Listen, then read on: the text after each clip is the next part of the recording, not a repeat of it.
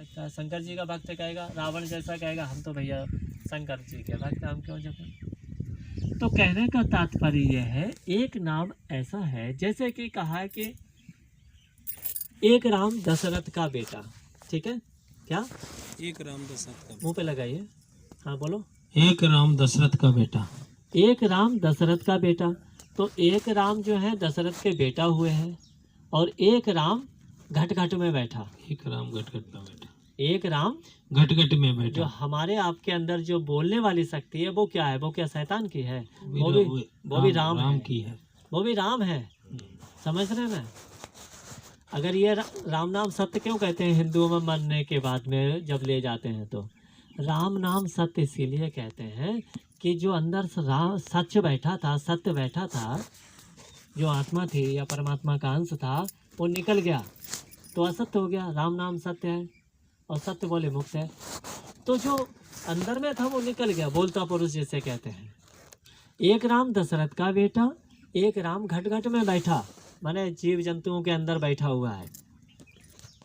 एक राम का सकल पसारा, एक राम का जो है संसार बनाया हुआ है, और एक राम है सबसे न्यारा। एक राम सबसे न्यारा।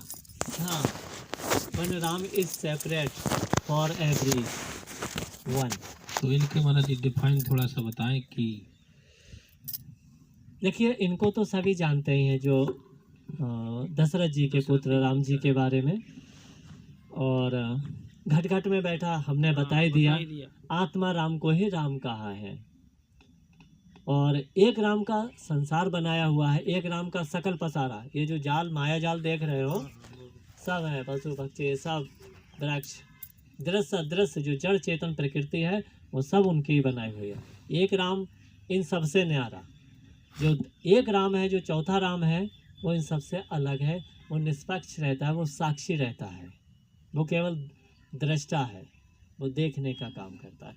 लेकिन राम एक ही है। अब यहाँ पर आ जाइए, जो शक्ति है वो एक ही है। एक शक्ति के ये क्लासिफिकेशन है, ये भेद है, भेद है। भेद अलग जैसे क्रियाकलाप के अनुसार, जैसे बॉडी में डाल दिया उसी शक्ति को तो वो घटोघट वाला राम हो गया। और इनमें है जड़ के अंदर ये जो अपने वृक्ष ये सब कुछ देख रहे हैं, तो इनके अंदर सभी का जो पसारा है, पसारा माने पंच तत्व की भी बात कही गई है यहाँ पर। एक राम का जगत पसारा, तो ये जो जगत बनाया हुआ है कितने तत्व, मुख्य रूप से कितने तत्वों से बना है, चित्त जल पावक गगन शरीर, 5 तत्व।